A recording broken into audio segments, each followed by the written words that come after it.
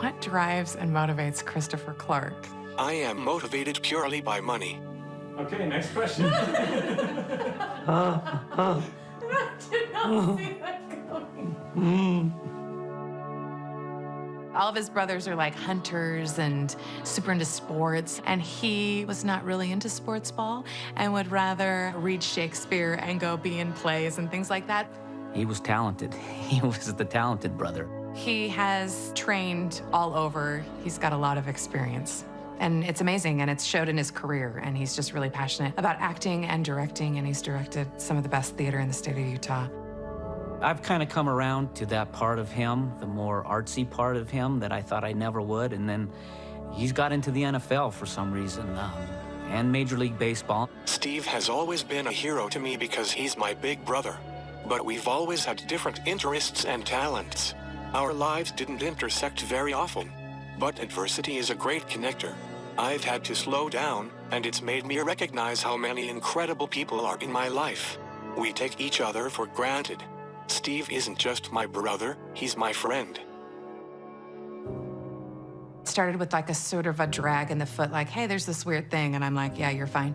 And then after it didn't go away, we did some, MRIs. And when it was clean, we got a little worried, but then we did another MRI a little bit higher up in his neck, and when that was clean, then everybody got a little bit concerned. I, of course, did what everybody should not do, which is to go online and Google the symptoms, and I was like, well, for sure it's not that.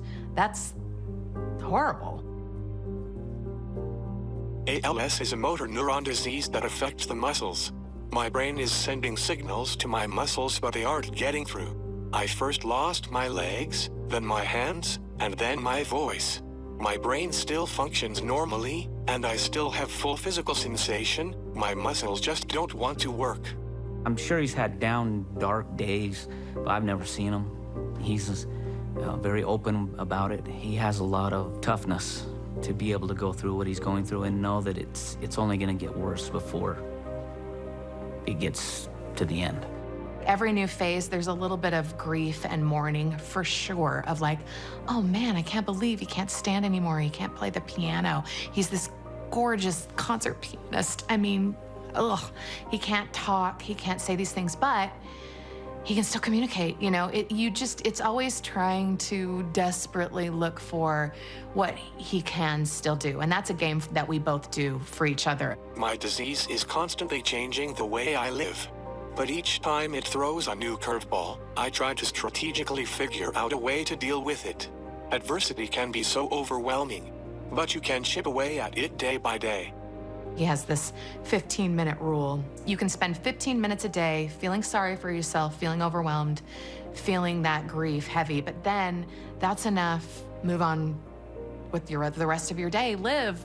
So the challenge for me is try to live a full, normal life as a husband and a dad, and take everything as it comes. He's still doing it. He's still doing everything he can do in some adaptable way. Christopher and his family came to the indoor practice facility, and the moment he got in, his eyes just lit up. My True Blue Hero experience was a bit of surprise. I thought I was there to watch practice. Suddenly the team was gathered around me and Matt Bushman was giving out presents. You can't tell from my face, but I was a little in shock. It was awesome. The team goes to one side of the field and we set up our True Blue Hero on the 50-yard line, and they break out and they start chanting his name. And I see his eyes just looking and just being lit up with, he was really happy and knowing that the team was coming to honor him. I have a family, and then I have a second family, and the second family is the team. And so I had two people that I care about. I felt so much love from the team. Many of them thanked me and were a little emotional. And I could tell it wasn't just because they felt bad about my situation. They seemed to see me as a person who is bigger than a disease. That meant a lot to me. Someone suggested that Chris run a play with the team, which he never He's never carried a football in his life. Jaron Hall took the snap, gave it to Baylor. Baylor gave it to Christopher. Matt pushed right up the A-gap, and everybody just followed. You know, the whole team came in from the right, from the left, from behind, and we just ran all the way to the end zone, and it was something that I will remember forever. I'm a fan of Matt Bushman first and foremost because he's a tight end, as my brother is the tight end coach. But he's also a fantastic player who delivers every game, and a great human. You can tell the team looks up to him. I do too. I wouldn't want anyone else to do it. Matt's a great player. After Christopher's gone, I'll remember that day the rest of my life. That's bigger than the game. That's bigger than football. Matt Bushman doesn't need to catch another pass, score another touchdown to be a hero in the Clark family. When you learn stories and experiences that some of these people have to go through, it definitely humbles us, and we realize that we're fortunate to be able to be playing at the stage that we're at, just being able to represent BYU. It puts it into perspective, and a lot of us feel a lot more grateful after we meet with the True Blue Heroes.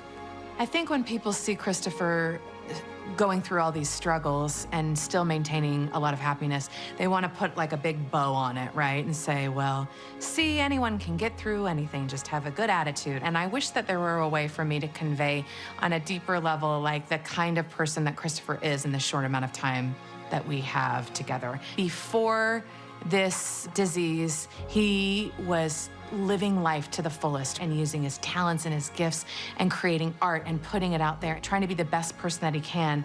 Christopher does not want to be defined by ALS. He wants to be a father, the husband, the theater director. He wants to be defined by so much more. And so when you can have a moment where you can just stop and appreciate that in another person, whether they have a disease or not, I think that there's great value in that, of just really seeing somebody for who they really are. Everyone needs that. Everyone is drawn to that kind of connection.